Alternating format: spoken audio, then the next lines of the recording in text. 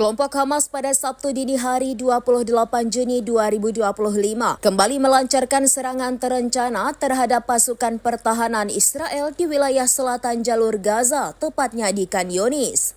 Aksi ini merupakan bagian dari operasi yang mereka sebut sebagai Batu Daud.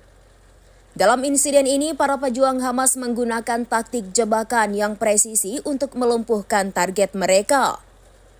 Sebuah video yang dirilis Hamas melalui saluran Telegram menunjukkan bagaimana mereka dengan cermat memantau pergerakan kendaraan lapis baja IDF.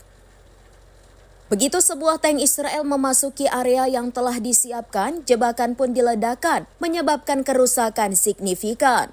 Tak hanya tank, sejumlah bangunan yang berfungsi sebagai markas IDF juga menjadi sasaran ledakan dalam operasi ini. Download Tribun X sekarang, menghadirkan lokal menjadi Indonesia.